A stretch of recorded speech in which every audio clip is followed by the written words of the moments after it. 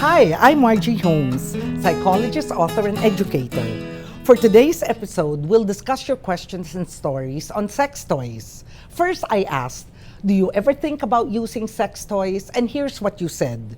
Schizophrenic says, my husband gave me a dildo for a birthday present and we called it Dilly. Sometimes when I give him a blowjob, he doesn't want it that he's the only one enjoying, so he uses it on me. Honestly, I like using Dilly, but not all the time. Iba pa rin, syempre, yung tunay. And I think, especially kung yung tunay ay kasing thoughtful ng asawa mo.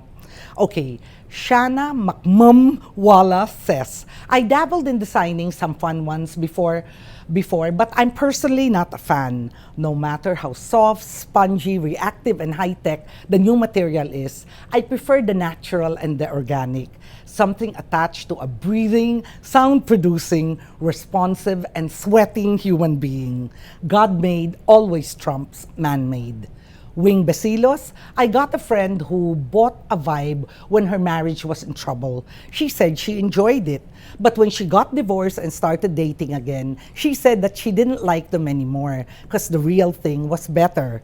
Ida Santos' second swing statement, some women I know are not into sex toys. The real thing is the real turn-on. Why use it when the real thing is there and available? I also asked you, what were your experiences with sex toys? Tin F. Garcia says, I once had a lipstick Vibe, which is basically a vibrator shaped like a lipstick to be discreetly kept in a makeup kit, as the packaging claimed. However, one time it went haywire and wouldn't stop vibrating. I just hoped then that you weren't in a serious meeting when this was happening. Next, we have Tanya Garcia who says, I bought my partner a Lilo toy for Christmas as sort of a gag gift and we used it during foreplay. Okay nung una, but after a while, ayaw na niya kasi namamanhid daw siya. So we never used it again. And in truth, masakit din sa wrist ko kasi all that vibration is aggravating my carpal tunnel pain. So I'm glad that you tried it and then decided you didn't like it. But at least you tried it, di ba, Tanya? Raul De Vera says, I bought one for my girlfriend years ago. I thought she'd enjoy it, but never. So I gave it to my secretary instead. And I didn't hear anything from her after that. Ida Santos says, years ago, when I was in San Francisco, a Pinay friend urged me to visit the biggest sex toy shop in the city. When we reached the shop, I was edgy but curious. Locals came in and very nonchalantly looked around, touching the products, asking questions to the sales staff. When courage found me, I also did the same, but without the questions. After 30 minutes, I told my Pinay friend I found the products hilarious, stupid, but boring. I decided sex toys are really for the young and those with lots of time in their hands, both literally and figuratively. And while I don't want Ida and me to sound like ageists, you know, in my experience, it's true. Younger people are so much more open about using sex toys than oldies like us. Oh, Ida, don't get angry at me, that I put us in the same age bracket. Now, let me share with you what Bernadette, one of my favorite respondents, shares, okay? And what she says. It's kind of long, but you will see everything she says is a jewel. No repetition. Marunong siguro magsulat itong si Bernadette. Okay, first, a Brit guy I was with gave me one for my birthday. It's one of the best presents I ever received. I think women are missing something if they do not at least try it. I have another close friend who uses one, but we have different toys. Hers is a clitoral stimulation one, and mine is the rabbit. You know, the one that Samantha uses from Sex and the City. I convinced a friend whose husband has ED but gives her great oral sex to try it as an option to spice things up a bit between them or to use alone when her husband travels. She also confided a bit about missing the penetrative part of sex, so I recommended it. It took her several years to get around to ordering one from Singapore, but I think she is still slightly squeamish. Bernadette continues, some women like it and some women don't. As a feminist from the Philippines, I often find it surprising that it is often toughest to have these frank conversations about sex with other feminists.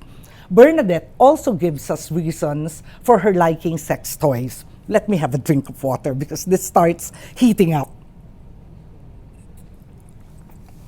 No strings attached unless it's a hibachi that plugs into a wall outlet. No emotional baggage or drama like a man. No refractory period, which I so hope you remember when we talked about male sexuality. It's multi-speed, and when you need a rest from reciprocity, you can always use it, you know. Now, let's move on to your questions. Anonymous asks, is it normal to dream of having a sex toy? Yes, Mouse, it is very normal to dream of having a sex toy, and it is just as normal to actually have one.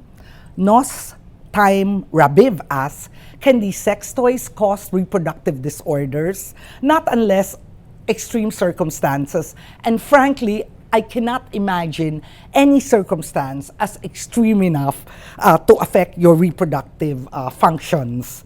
Nos Time Rabiv also continues, how long should they be used? I think one guideline is what Tanya described. Once one gets manhid or uncomfortable physically or psychologically. And you know, I think it helps a lot at Rabiv if you actually read the manual, because the manual will give you guidelines about when and how best to use it. Adrian Soler asks, pwede po bang gamitin na sex toy ang tansan? If yes, how? To which Bert Kibuyan answers for me, you may use anything as a sex toy. As to how, well, you have to be creative. Thank you very much, Bert. So I guess sex toys is one of the best examples of the saying, two can play the game. And the operative word here, I think, is game, because that includes play, fun, laughter, and freedom. And as I hope you've all experienced, the most fun occurs not necessarily when the relationship I will love you till the end of time, but a relationship with mutual respect and affection, if not true love, and if not true love, also at least with true lust. Well, that's it for today. Send your comments, questions, and suggestions for future topics on Facebook, tweet using the hashtag AskMargie, or send an email to askmargie@rappler.com. See you next week.